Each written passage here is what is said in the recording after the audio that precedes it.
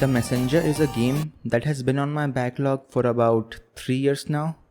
It first caught my interest when I saw its Steam page where it was shown as a classic Ninja Gaiden style action platformer. I bought the game on release but could not play it at that time due to me being busy with some other things. And as you know, 2018 was packed with many high quality games like God of War, Red Dead Redemption 2, Spider-Man, and many others. I put The Messenger on my play later list and just kind of forgot about it for a while. But last week, I finally started it, and boy, do I regret putting it off for so long. The Messenger for me was an almost perfect experience. A well-designed 2D action platformer that turns into an expansive Metroidvania game. If I had known how unique this game was going to be, I would have played it much sooner. But I'm also glad that I never saw any trailers that spoiled this surprise for me. Every aspect of this game has impressed me so much that I don't even know where to start with this video. But still, I will try my best to present my thoughts as meticulously as I can. So let's start this video. The classic NES Ninja Gaiden games were obviously the main inspiration for The Messenger. However, compared to those games that usually had a dark and mature story, The Messenger adapts a much more lighthearted approach to the writing. With that said, the writing is really solid. The humor is usually spot on and at some points absolutely hilarious. The characters surprisingly have a lot of personality, especially the enemy bosses.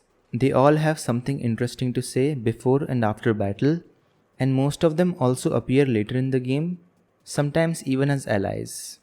The well-written dialogues display the nature of these bosses and make them actually interesting characters rather than some random bad guy that you beat and move on.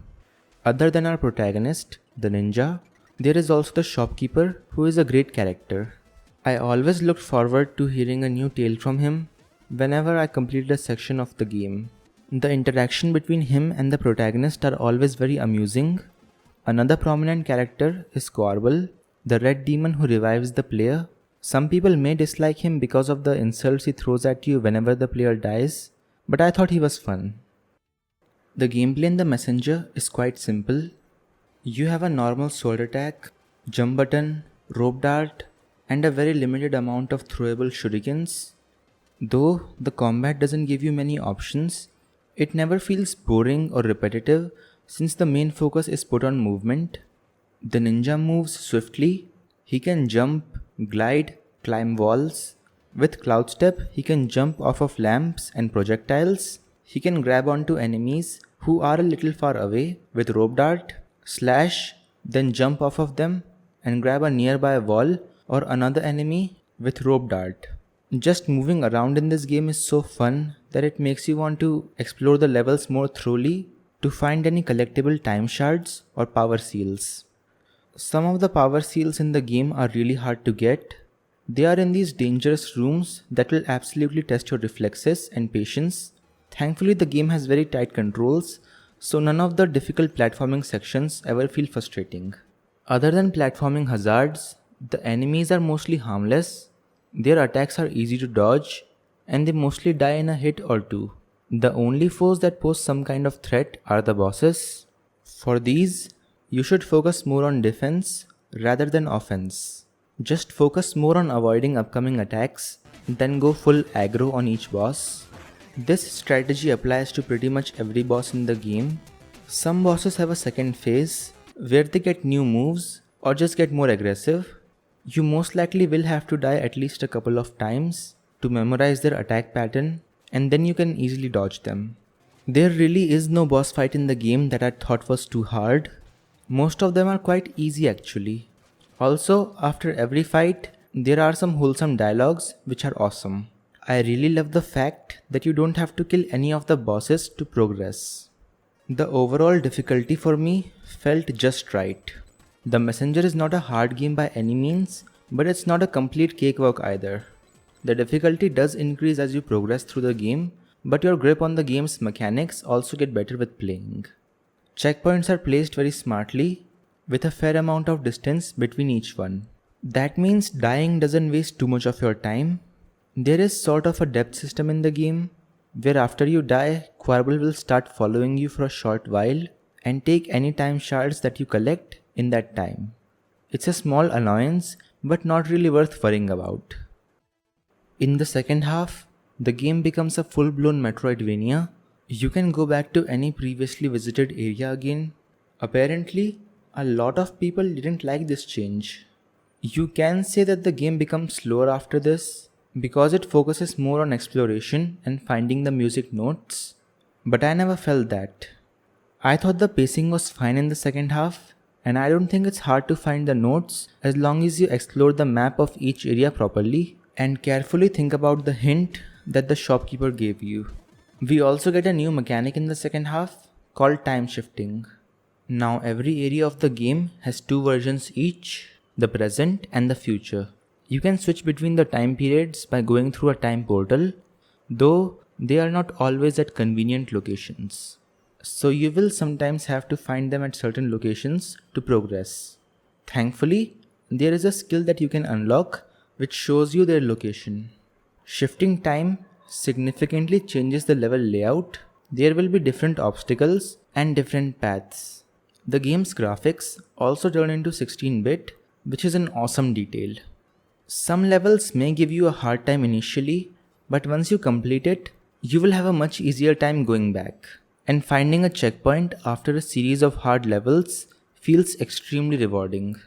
You can also go inside many of the checkpoints to a shop where you can buy upgrades and skills for the protagonist. It's very important to upgrade your health and shurikens when you have enough time shards if you don't want to make the game needlessly harder. Overall, I thought the level design was fantastic. Placement of each trap, enemy or platform feels just right. There is really nothing that breaks your flow. Honestly, gameplay wise the messenger is so perfect that it sometimes feels like the game was tailor made for me. I like every single aspect of the gameplay. And then there is the DLC. It adds a new area, which is an island completely detached from the main game, and also 3 new boss fights. The DLC is easily the hardest part of the game, but I would say it's also the most fun part. All of the 3 new boss fights are unique and well designed.